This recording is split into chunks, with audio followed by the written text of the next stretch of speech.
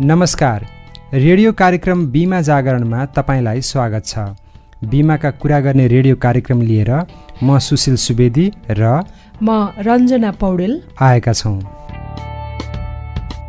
बिमा सचेतना फैलाउन, बिमाप्रति आम सर्वसाधारण नागरिकलाई जागरुक गराउन र बिमा मार्फत गरिबी न्यूनीकरणमा सहयोग पुर्याउन राष्ट्रिय बिमा प्राधिकरण र नेपाल एफएम नेटवर्कले यो कार्यक्रम तयार पारेको हो।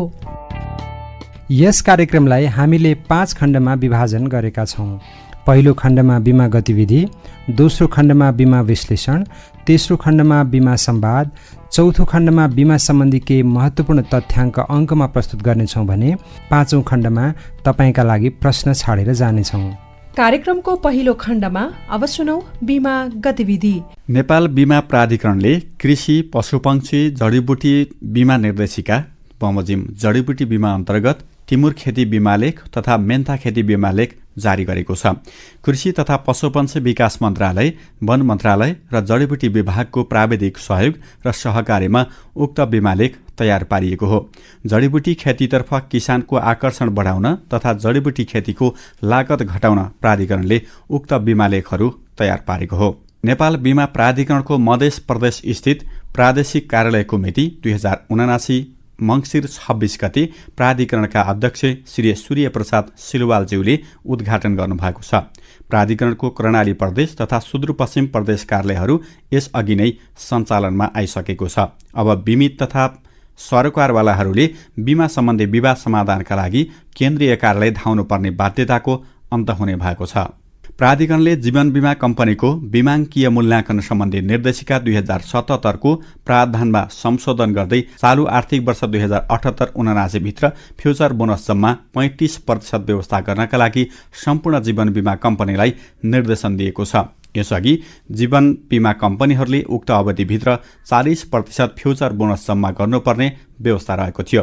समग्र अर्थतन्त्रमा आएको मन्दीका कारण जीवन बिमा बजार समेत केही खुम्चिन गएको र जसले गर्दा तरलता व्यवस्थापन जस्ता समस्या बिमा कम्पनीहरूमा आइपरेको हुनाले फ्युचर बोनस सम्बन्धी व्यवस्था संशोधन गरिएको प्राधिकरणले जनाएको छ।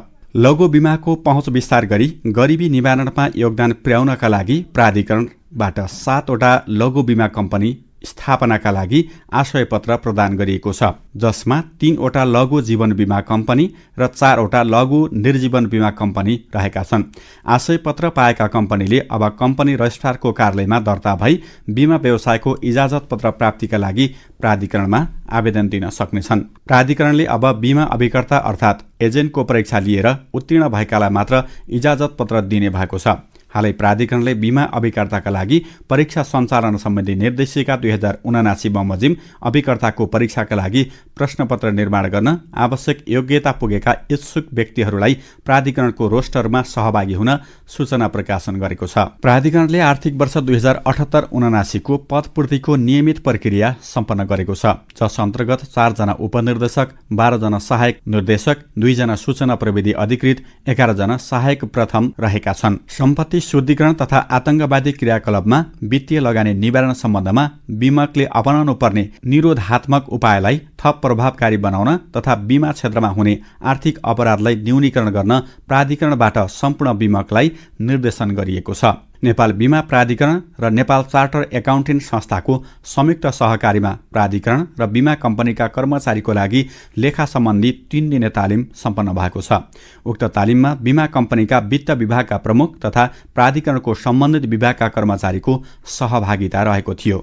अब अन्तर्राष्ट्रिय गतिविधि। भारतीय बिमा नियमनकारी निकाय IRDAI ले अग्नि, इन्जिनियरिङ र मोटर बिमा शुल्क निर्धारण गर्ने तरिका परिवर्तन गरी प्रभावकारी नयाँ तरिका विकास गरी बिमा दर तथा बिमा शुल्क निर्धारणमा प्रभावकारी नियामक ढाँचा सिफारिस गर्न 15 सदस्यीय कार्य समूह गठन गरेको छ। चीनको बैंक तथा बिमा नियमनकारी निकायले पेन्सन बिमाकर्ताको लागि एउटा पाइलट कार्यक्रम सुरु गर्दैछ, जसमा छुट्टै पेन्सन बिमा गरेका बिमाकर्ताले नयाँ व्यवसाय योजनाहरू लिन सक्नेछन्।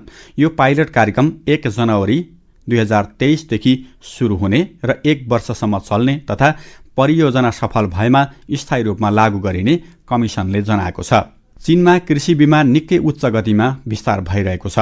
चीनको बैंक तथा वित्तीय नियमनकारी निकायले यस वर्षको पहिलो 8 महिनामा बीमा शुल्क आम्दानीका हिसाबले कृषि बीमा निर्जीवन बीमा व्यवसायको तेस्रो ठूलो हिस्सा बन्न पुगेको कुरा बताएको छ।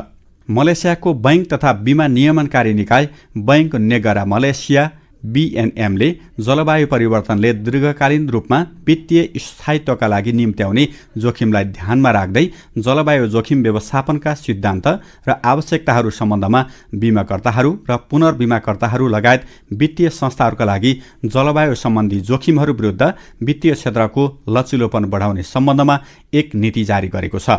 उक्त नीतिले आगामी दिनमा जलवायु परिवर्तन सम्बन्धी समस्याका कारणले उत्पन्न हुने वित्तीय उथलपुथल कम गर्न सकिने बैंकको विश्वास रहेको छ।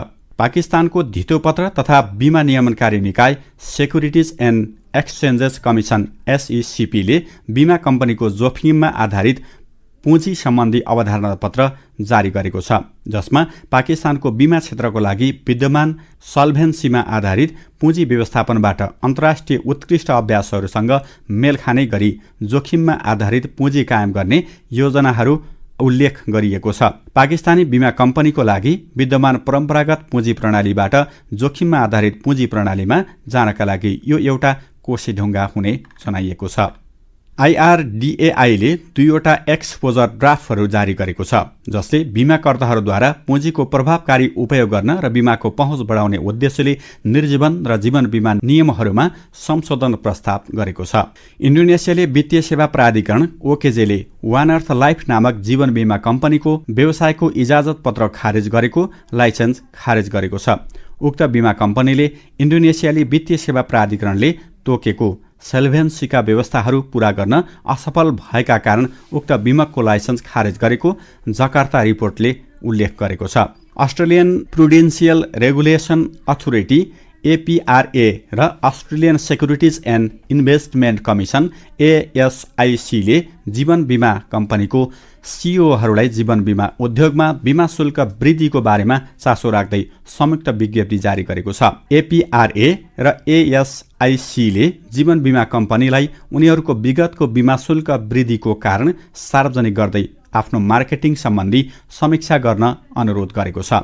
Money and you New Zealand financial service council FSC को नयाँ अनुसन्धान प्रतिवेदन अनुसार करिब 70% न्युजिल्यान्डीहरूले उल्लेखित रूपमा कम बीमा गर्ने गरेको खुलासा गरेको छ। बीमाको माध्यमबाट जनताको जीवनस्तर उकास्नका लागि विश्वमै नाम कमाएको देशको यस्तो प्रतिवेदन सार्वजनिक भएपछि बीमा गर्न छुटेका जोखिम र बीमा गरिएको तर अपुग भएको रकमको बारेमा बहस प्रारम्भ भएको छ। अब कार्यक्रमको दोस्रो खण्डमा प्रस्तुत छ बीमा विश्लेषण। आज हामी बीमा विश्लेषण अन्तर्गत घर बीमाको बारेमा चर्चा गर्नेछौँ। यस अन्तर्गत हामी घर बीमा के हो, यसका फाइदाहरू के छन्, यो किन गर्ने भन्ने बारेमा जानकारी लिने प्रयास गर्नेछौँ। तपाईले घर बनाउनु भएको छ तर बीमा गर्नुभएको छैन भने तपाईँ पछि परिसक्नु भएको छ। घर बीमा के हो र कसरी गर्ने सुनौ है त। बीमा विश्लेषण खण्डमा आज हामी घर बीमाको बारेमा चर्चा गर्नेछौँ। यस अन्तर्गत हामी घर बीमा के हो, यसका फाइदाहरू के छन् र यो किन गर्ने बारेमा जानकारी लिने प्रयास गर्नेछौँ। घर बीमा हाम्रो घरमा आइपर्ने कुनै पनि सङ्कट वा विपत्तिले हामी बस्ने घरलाई नोक्सानी गर्न सक्छ। घरमा आगो लाग्न सक्छ, घरमा बाढी पस्न सक्छ, घर पहिरोमा पुरिन सक्छ, घरमा चट्याङ पर्न सक्छ अनि घरमा चोरी हुन सक्छ। यस्ता धेरै कारणहरू छन् जसले घरलाई क्षति पुर्याउँछ। त्यसो भए त्यस्ता सङ्कटहरूबाट घरमा क्षति हुँदा हामीले फेरि उक्त घर बनाउन वा मर्मत गर्न कसरी पैसाको जोहो गर्ने त? त्यस्तो बेलामा हामीसँग पैसा नहुन सक्छ र पैसा जुटाउन कठिन हुन सक्छ। त्यसैले हामीले घरको बिमा गर्नुपर्दछ। हामीले घरको बिमा गर्यौं भने अघि भने जस्तो घरमा कुनै कारणले क्षति वा हानि भएको खण्डमा बिमा कम्पनीले पैसा दिन्छ, जसबाट हामी भत्केको वा बिग्रेको घरको मर्मत सम्भार गर्न वा फेरि नयाँ घर बनाउन सक्छौं। घर बिमा संसारभर चलेका बिमाहरूमध्ये सबैभन्दा लोकप्रिय बिमा हो। सबै मानिसको कुनै न कुनै स्वरूपको घर हुने र सबैलाई घरको चिन्ता हुने हुनाले घर बिमा अत्यन्तै महत्त्वपूर्ण मानिन्छ। घर सबैको आवश्यकता भएको हुनाले यो बिमामा राज्यले केही छुट तथा सहुलियत दिने प्रचलन छ। हाम्रो देशमा पनि मानिसहरूले आफ्नो घरको बिमा गरून् भन्नका लागि अन्य सम्पत्तिको तुलनामा घरको बिमा दर ज्यादै थोरै निर्धारण गरिदिएको छ। हामी 1 लाख पर्ने घरको 50 रुपैयाँमा बिमा गर्न सक्छौँ। त्यसै गरी 10 लाख रुपैयाँ पर्ने घरका लागि 500 रुपैयाँमा बिमा गर्न सक्छौँ। यो रकम हाम्रा छिमेकी मुलुकको तुलनामा ज्यादै नै थोरै हो। घर बिमा कसरी गर्ने त? घर बिमा गर्नका लागि सबैभन्दा पहिले हामीले घर बिमा सम्बन्धी प्रस्ताव फारम भर्नुपर्दछ। तपाईले बिमा गर्दा राम्ररी प्रस्ताव फारम भर्नुपर्दछ। त्यसमा सोधिएका सबै कुराहरू सत्य साँचो लेख्नुपर्छ, झुटो वा गलत लेख्नु हुँदैन। प्रस्ताव फारम भरेपछि तपाईले बिमा कम्पनीमा पैसा बुझाउनु पर्दछ। अनि उसले एउटा कागज तपाईलाई दिन्छ। त्यो कागज बिमा लेख वा बिमा पोलिसी हो। त्यसलाई सधैँभरि जोगाएर राख्नुपर्छ, किनभने पछि बिमा दाबी गर्नु पर्यो भने त्यो कागज देखाउनु पर्ने हुन्छ। तपाईको नजिकै कुनै बिमा कम्पनी अवश्य होला वा बिमा कम्पनी नभए पनि बिमा कम्पनीका एजेन्टहरू होलान्। तपाईहरूले उहाँहरूलाई पनि राम्ररी जानकारी लिन सक्नुहुनेछ। यो विषय आजका लागि यति नै। थाहा पाउनु भयो त घर बिमा के हो, यसले के फाइदा दिन्छ भन्ने विषयमा? घर बिमा गर्न सकियो भने यदि कहिलेकाहीँ तपाईँ हामीले नसोचेको क्षति बेहोर्नु पर्यो भने धेरै फाइदा हुने रहेछ। यदि तपाईँले पनि घर बिमा गर्नुभएको छैन भने आजै बिमा गर्ने तयारी गर्नुहोस् है। अब भने कार्यक्रमको अर्को खण्डमा बिमा संवादको पालो।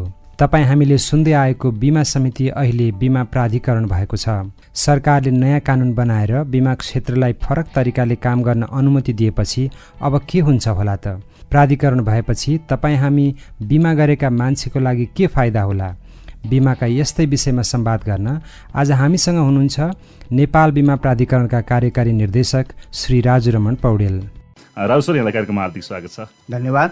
अब सुरुवातमै जाउँ न, यो बिमा प्राधिकरण के हो र यसले के काम गर्छ, यसबाट हामी सुरुवात गरौँ। बिमा प्राधिकरण भर्खरै यो चाहिँ आएको एउटा बिमा ऐन 2079ले लिएर आएको एउटा हो। बिमा प्राधिकरणभन्दा पहिले बिमा समिति यसको नामाकरण थियो र त्यसलाई चाहिँ हामीले बिमा ऐन 2049लाई को उसमा चाहिँ प्राधिकरण बनाउनलाई हामीले बिमा ऐनलाई 2079 हामीले लिएर आयौँ। लिएर आएपछि त्यो बिमा ऐन 2079मा बिमा प्राधिकरण यसको नामाकरण भएर आएको छ। र बिमा प्राधिकरण के हो भन्ने सम्बन्धमा चाहिँ यो अलिकति नेपाल बिमा प्राधिकरणको प्राधिकार अधिकार यसमा चाहिँ पहिलेको भन्दा केही स्वायत्त अधिकारहरू यसले लिएको छ र त्यही भएर मैले अहिले भनिहालेँ प्राधिकार भएको हुनाले अधिकारहरूलाई चाहिँ अलिकति पहिलेको बिमा समितिभन्दा अहिलेको तत्कालीन प्राधिकार भएको हुनाले यसको अधिकार चाहिँ अलिकति सम्पन्न भएको छ, यो स्वायत्त भएको छ। हजुर, अब यो बिमा समिति चाहिँ प्राधिकरणमा भएपछि के फरक भइरहेको छ? यो पहिला समितिमा थियो, अहिले प्राधिकरणमा रूपान्तरण भएको छ। यो प्राधिकरणमा रूपान्तरण हुँदाखेरि समितिमा के थियो र प्राधिकरणमा आइसकेपछि के कुराहरू चाहिँ सुधार भयो? यसमा के फरक छ? यसमा के छ भने पहिला बिमा समिति अलिकति नामले पनि अलिकति समिति जस्तो थियो होइन। अब कुनै हामी बजारमा हामीले सुन्दाखेरि यो यातायात व्यवसायको समिति हो कि त्यस्तो पनि सुन्न आउँथ्यो। तर पनि अहिले प्राधिकरण यसको नामाकरण नै नेपाल बिमा प्राधिकरण भएपछि यसको अलिकति नाममा पनि हाई साउन्डिङ भएको जस्तो हामीले महसुस गरेका छौँ। र त्यो बाहेक अधिकारहरू यसमा चाहिँ अहिले मैले भनिसकेको छु, केही प्राधिकारहरू चाहिँ यसमा सम्पन्न भएको छ र यो स्वायत्त संस्थामा को रूपमा आएको छ। केही कुराहरूलाई चाहिँ नेपाल सरकारले अर्थ मन्त्रालय अन्तर्गत यो लिगन भएको हुनाले केही कुराहरू चाहिँ मन्त्रालयले अलिकति आफ्नो अधीनमा राखेको छ भने अरू कुराहरूलाई चाहिँ यसले आफैले सोफुर्तले आफूले अगाडि आफ्ना क्रियाकलापहरू अरू बढाउन सक्ने हुनाले यसको अधिकार सम्पन्न भएर आएको छ। हजुर, अब यो नयाँ बिमा ऐन 2079 सँगै प्राधिकरणको स्वायत्त अधिकार प्राप्त भयो। यसबाट आम नागरिकले के फाइदा पाउँछन् भन्ने प्रश्न पनि टटकारो हुन्छ होइन। यो नयाँ बिमा ऐन बनेसँगै आम नागरिकहरूलाई चाहिँ जो बिमामा जोडिनु भएको छ उहाँलाई के फाइदा पुग्ने भयो? अब बिमा गर्दा के फाइदा हुनु हो भन्ने तर्फतिर हामी विचार गरौँ। वास्तवमा बिमा जीवनमा आउनुपर्ने जोखिम र आफ्नो सम्पत्तिमा पर्ने जोखिमहरूको हामी बिमा गर्छौँ। त्यही जोखिमको बिमा गर्नको लागि हामी बिमा गरिसकेपछि त्यसको जोखिमहरूको लागि भएपछि हामी ढुक्क भएर बस्न सक्छौँ, किनकि कुनै क्षति भएको खण्डमा बिमाले त्यसलाई क्षतिपूर्ति दिने हो। त्यस कारणले गर्दाखेरि अब आफ्नो सम्पत्तिको र आफ्नो जीवनको कहीँ यदि क्षति भएको खण्डमा बिमा गरेको छ भने त्यो बिमाले क्षतिपूर्ति चाहिँ प्रदान गर्छ। त्यो कारणले गर्दा पनि जीवनमा त जीवन बिमाको छुट्टै उ छ। सम्पत्ति बिमामा हेर्ने हो भने क्षतिपूर्तिको मा चाहिँ बिमाले क्षतिपूर्ति प्रदान गर्ने भयो हुनाले हामी त्यतातिर चाहिँ यसले चाहिँ जनतालाई अब उनीहरूको आफ्नो सम्पत्तिको रक्षावरण गर्ने या आदि कुरा हुनाले बिमाले चाहिँ त्योतिर ध्यान दिएको छ, जसले मानिसको जीवनमा पनि फाइदा पुग्ने तर रकम पनि थोरै भएका मानिसहरूले पनि बिमा गर्न सक्ने त्यस्तो केही व्यवस्था छ होला नि? बिमाका प्रकारहरू पनि छन् होला नि, कस्तो कस्तो बिमा गर्न सकिन्छ भन्ने कुराहरू यसमा थोरै भनिदिनुहोस् न। बिमाको प्रकारहरू हेर्दाखेरि हामी चाहिँ जीवन बिमा एक प्रकार छ भने अर्कोतिर निर्जीवन बिमा भन्छौँ, हामी निर्जीवन बिमा भन्छौँ र अर्को पुनर्बिमा भन्छौँ। हामी 3 प्रकारहरू बिमाहरू रहन्छ छ। त्यसमा पनि जीवन बिमा भन्नाले आफ्नो जीवनको बिमा गर्ने कुराहरू आयो र वास्तवमा भन्यो भने हाम्रो जीवनको अमूल्य छ, जीवन अमूल्य छ।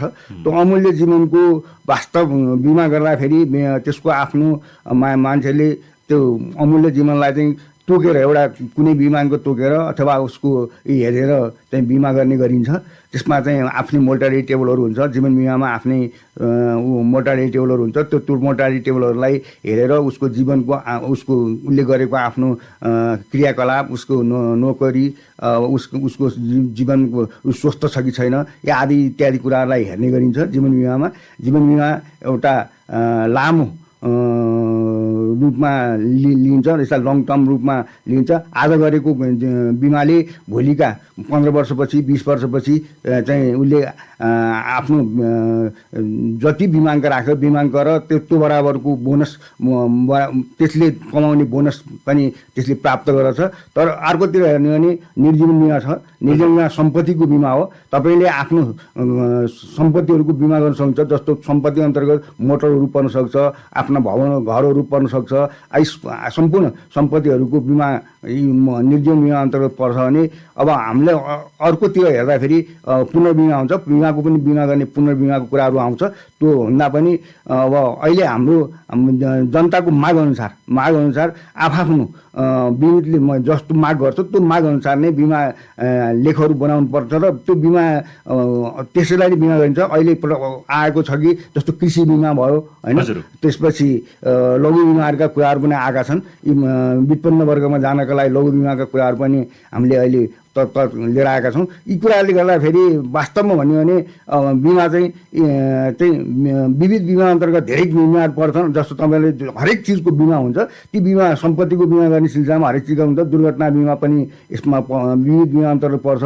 यी हरेक कुराको बिमा पर्ने हुनाले बिमालाई चाहिँ यी विभिन्न प्रकारको मैले अहिले भनिहालेँ, जीवन बिमा, निर्जीवन बिमा सम्पत्तिहरूको बिमा। त्यसपछि अब अहिले हामीले मैले लघु बिमाका कुराहरू कुरा गरेँ, कृषि बिमाका कुराहरू कुरा गरेँ। त्यसमा यी सबै हरेक जीवनमा हरेक तपाईँहरूको सम्पत्ति सुरक्षा गर्नको लागि, जोखिम रक्षा गर्नको लागि बिमाहरू चाहिँ हरेक किसिमको बिमा गर्न सकिन्छ। त्यस कारणले गर्दाखेरि यी विभिन्न प्रकारका बिमाहरू चाहिँ अहिले बजारमा आएका छन्।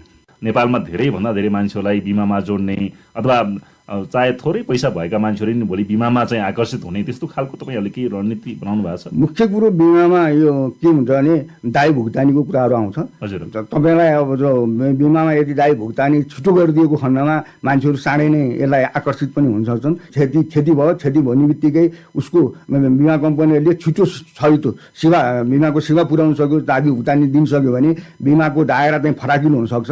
आज घटना घट्यो, अब त्यसको प्रक्रिया अन्तर्गत गएर दायी भुक्तानी गर्दा फेरि अलिकति लामो समय लागेको पनि देखिन्छ। कुनै कारण व्यवस्था नै अलिक अप्ठ्यारो छ र बिमाको दाबी भुक्तानीमा कि सरकारी संयन्त्रबाट गाह्रो पार्यो अथवा तपाईँहरूको चाहिँ व्यवस्था विधान अनुसार नै अलिकति अप्ठ्यारो हो यो विषय चाहिँ।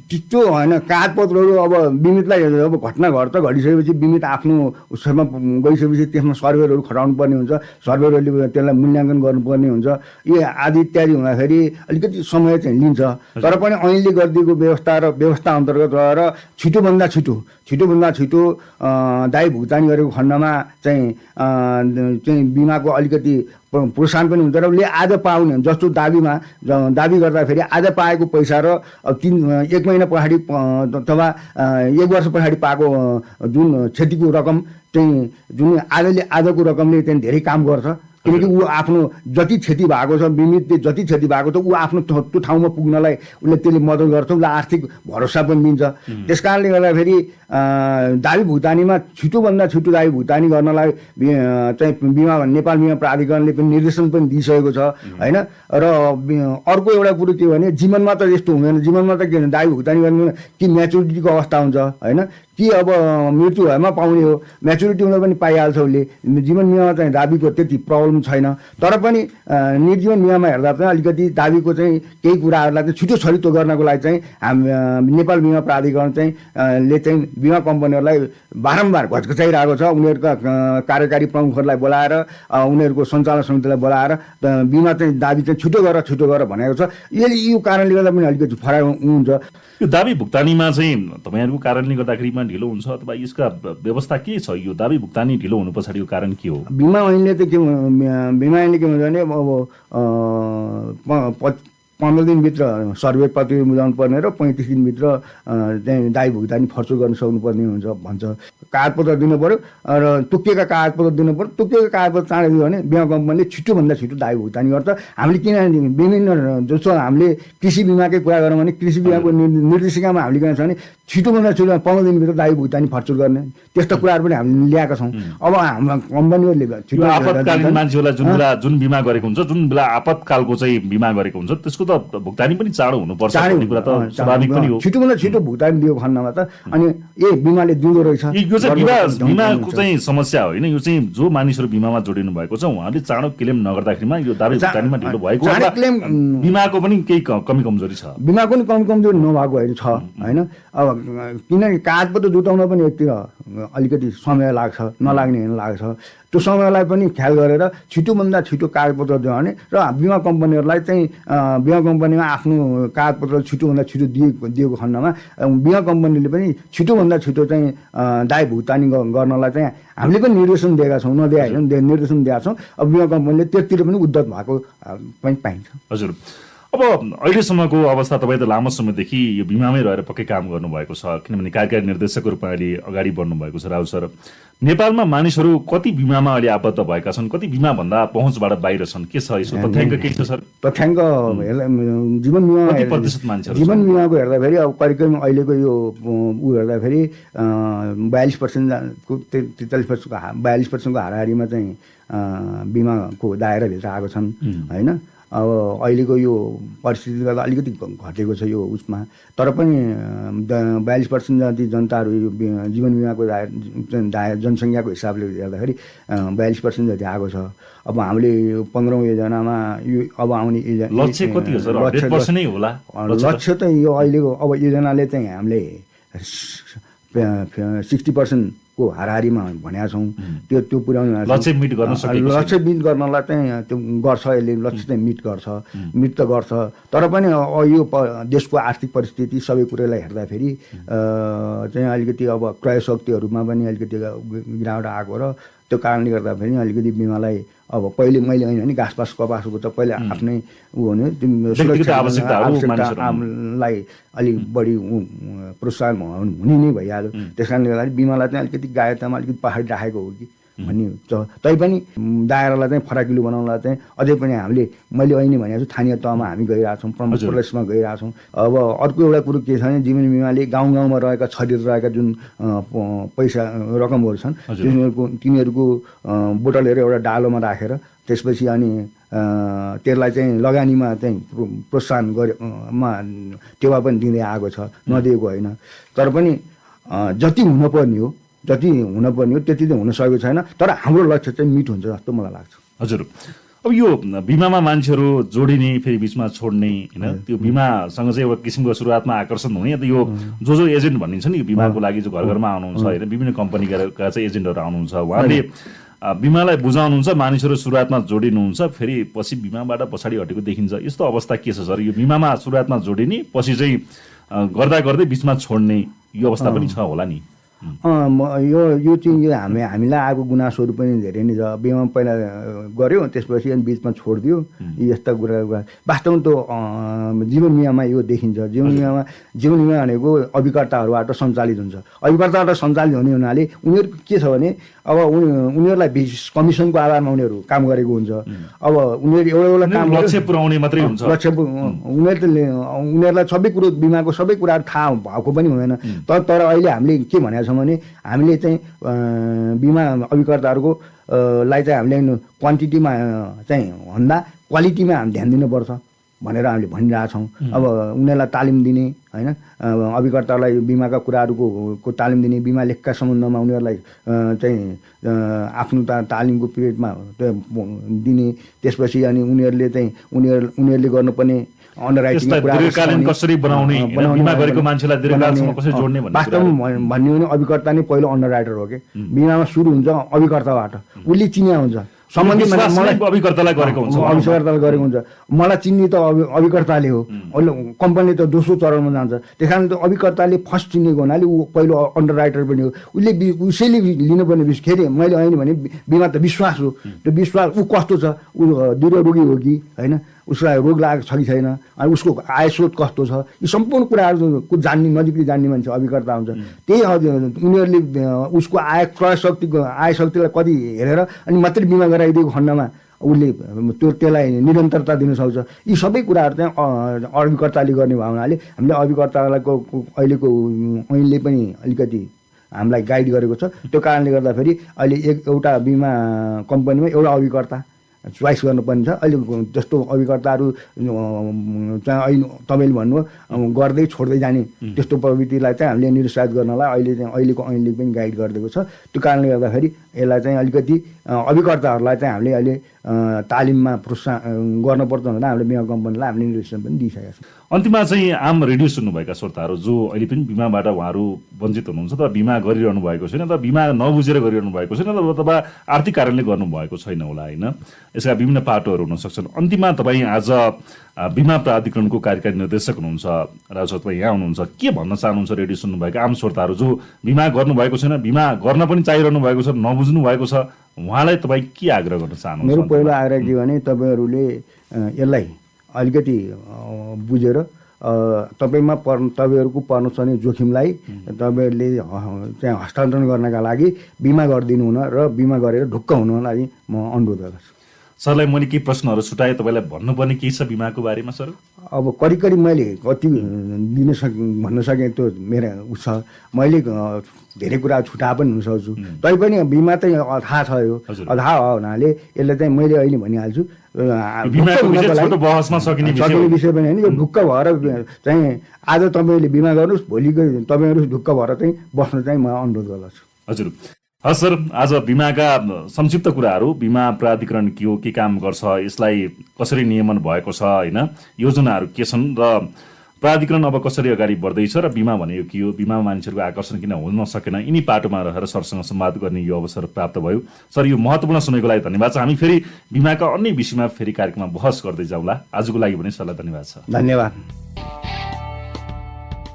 बिमा प्राधिकरणका कार्यकारी निर्देशक राजु रमण पौडेलसँगको संवादबाट थाहा भयो बिमा त नगरी नहुने विषय रहेछ वास्तवमा बिमा कार्यक्रम देशकै समृद्धिका लागि महत्त्वपूर्ण रहेछ बिमाका विषयमा सुन्नुपर्ने विषय धेरै छन् अब भने बिमा सम्बन्धी केही महत्त्वपूर्ण तथ्याङ्क पेश गर्ने पालो तर त्योभन्दा अगाडि यदि तपाईँलाई बिमाका विषयमा कुनै जानकारी थाहा पाउन मन लाग्यो भने हामीलाई प्रश्न पनि टिपाउन सक्नुहुनेछ त्यसको लागि हाम्रो ठेगाना हो bimajaagaran.radio@gmail.com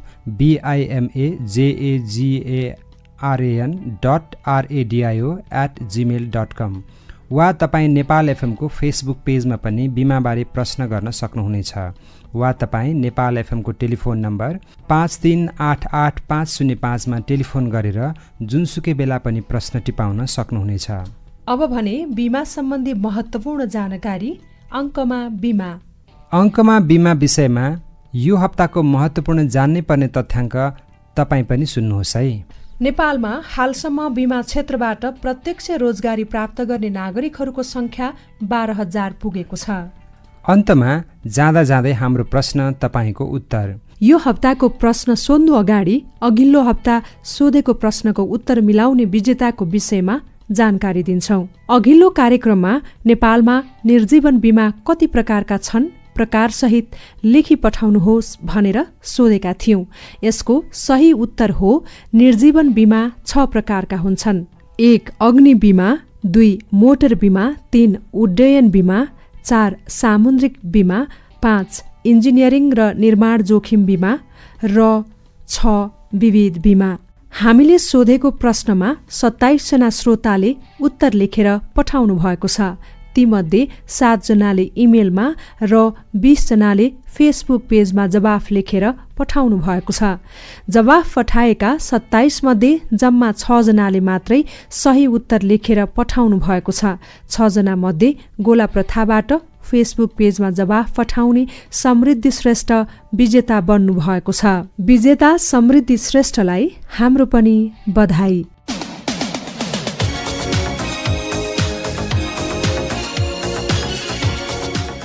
अब भने यो हप्ताको प्रश्न सोध्ने पालो।